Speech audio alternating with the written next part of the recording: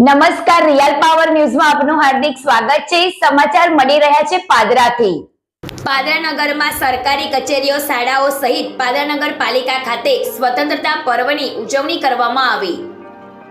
પાદરા નગર અને ગ્રામ્યમાં 15મી ઓગસ્ટ એટલે કે સ્વતંત્રતા દિવસની ઉજવણી આન બાન અને શાન સાથે કરવામાં આવી। ભારતના રાષ્ટ્રીય તહેવારોમાં 15મી ઓગસ્ટ મુખ્ય રાષ્ટ્રીય તહેવાર છે। ઈસવીસન 1947 પહેલા આપણા દેશમાં અંગ્રેજો શાસન કરતા હતા। આપનો દેશ અંગ્રેજોની યાતનાઓ સહન કરતો હતો। દેશને અંગ્રેજોની ગુલામીમાંથી આઝાદી અપાવવા માટે અનેક આંદોલનો કર્યા। અનેક દેશભક્તોએ પોતાના બલિદાનો આપ્યા। આખરે 15મી ઓગસ્ટ 1947ના રોજ આપનો દેશ આઝાદ થયો।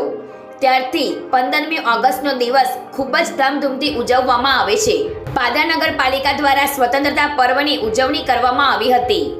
પાદરા નગરપાલિકા કચેરી ખાતે પાદરા નગરપાલિકા મહિલા પ્રમુખ મનીષાબેન પટેલના હસ્તે ધ્વજવંદન કરવામાં આવ્યું હતું।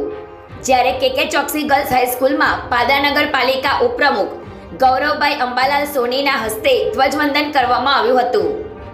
તેમજ મહેમાનોનું પુષ્પગુચ્છ આપી સ્વાગત સહિત સાંસ્કૃતિક કાર્યક્રમ કરવામાં આવ્યા હતા।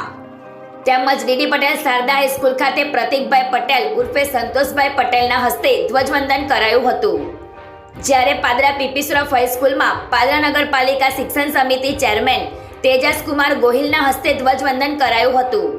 આવેલા મહેમાનોનું પુષ્પગુચ્છથી સ્વાગત કરવામાં આવ્યું હતું। પ્રકાશ પટેલનો report, real power news, Padra.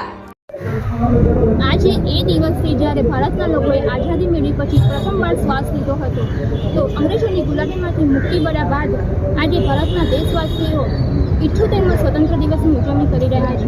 તો આપણા ભારતવાસીઓ અને દેશવાસીઓ માટે સમર્પણ, એકતા અને રક્ષાનું પ્રતીક છે।